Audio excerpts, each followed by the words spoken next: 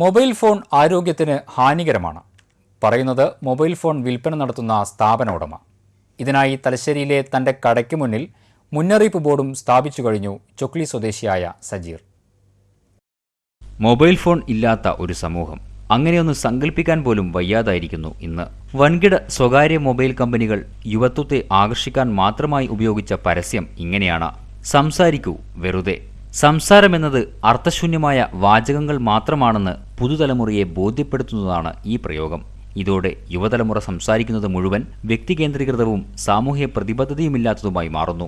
ഇങ്ങനെ നിയന്ത്രണമില്ലാതെ school college വിദ്യാർത്ഥികളും മറ്റും ഫോൺ വിളികൾ തുടരുമ്പോൾ അവരെ ചെറിയ തോതിലെങ്കിലും ബോധവൽക്കരിക്കുക എന്ന ഉദ്ദേശത്തോടെ തലശ്ശേരി പഴയ ബസ് സ്റ്റാൻഡിലെ ഫോണോ മൊബൈൽ ഫോൺ കടയ്ക്ക് മുന്നിൽ ഒരു ബോർഡ് സ്ഥാപിക്കപ്പെട്ടത് ഒരൽപ്പം കൗതുകമായി. മൊബൈൽ ഫോൺ ആരോഗ്യത്തിന് ഹാനികരം തന്നെ. വിൽക്കുന്നവർ തന്നെ ഇങ്ങനെ മുന്നറിയിപ്പ് നൽകുന്നത് എന്തിനാണെന്ന് അന്വേഷിച്ചപ്പോഴാണ് കൗതുകത്തിലെ കാര്യം മനസ്സിലായത്. ചൊക്ലി കവിയൂർ സ്വദേശി 32-കാരനായ സജീറാണ് ഈ സ്ഥാപനത്തിന്റെ ഉടമ. ജീവിതത്തിന്റെ കാൽപ്പനിക സൗന്ദര്യത്തെ മധുരമായി നുകരേണ്ട യൗവനകാലത്തെ കമ്പോളവൽക്കരിച്ച് അശ്ലീലതയിലേക്ക് നയിക്കുന്നതിനെതിരെയുള്ള ഒരു യുവാവിന്റെ സ്വാഭാവിക പ്രതികരണം മാത്രമാണിത്. അതോടൊപ്പം ബോധവൽക്കരണവും. എല്ലാ സർവേകളും നമ്മൾ പത്രത്തിലൊക്കെ വായിക്കുന്നതാണല്ലോ, എല്ലാ സർവേകളും മൊബൈൽ ഫോൺ ഉപയോഗിക്കുന്നത് ആരോഗ്യത്തിന് ഹാനികരം തന്നെയാണെന്ന് ഇങ്ങനെ ഒഴിവാക്കിക്കൊണ്ടിരിക്കുകയാണ്. പക്ഷെ നമ്മുടെ നാട്ടുകാരും സ്റ്റുഡൻസ് അടക്കം ഈ വിളിയിൽ ഒരു കൺട്രോളും ഇല്ലാത്ത രീതിയിൽ വിളിച്ചുകൊണ്ടിരിക്കുക. ഞാൻ ഏകദേശം ഒരു 10 വർഷത്തോളമായിട്ട് മൊബൈൽ ഫീൽഡിലുള്ള ഒരാളാണ്. നമ്മൾ ദിവസവും ഇങ്ങനെ 30-40 ഫോണുകൾ ഇങ്ങനെ വിൽക്കുന്നുണ്ട്.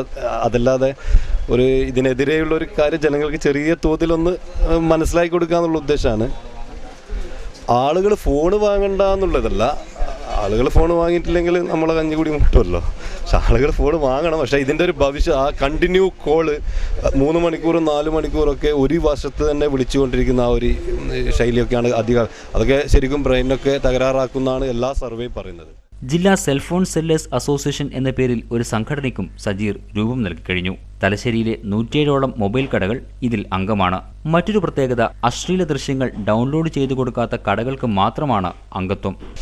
ഇതുകൊണ്ട് കച്ചവടം കുറയുന്നു. നമ്മളങ്ങനെ അതിനെപ്പറ്റിയൊന്നും ചിന്തിച്ചില്ല കുറയുന്നു.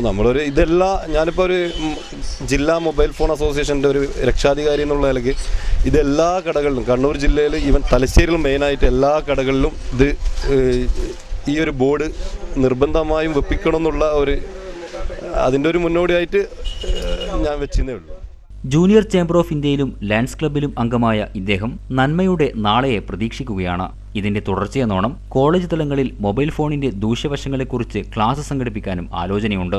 വ്യാപക ബോധവൽക്കരണത്തിലൂടെ മൊബൈൽ ഫോണിലെ ചതിക്കുഴികളെ മനസ്സിലാക്കി ഉപയോഗിക്കുമ്പോൾ മാത്രമാണ് ആരോഗ്യത്തിനൊപ്പം ബുദ്ധിക്കും ഹാനികരമാണെന്ന് നാം തിരിച്ചറിയുക. റംഷീദ് ഇല്ലിക്കൽ, കണ്ണൂർ വിഷൻ, തലശ്ശേരി. ഇരിട്ടിയിൽ ഹോംഗാർഡിനെ ആക്രമിച്ച കേസിൽ ഒരാളെ പോലീസ് അറസ്റ്റ് ചെയ്തു. കഴിഞ്ഞ ദിവസം പുലർച്ചെ ഇരിട്ടി പാലത്തിൽ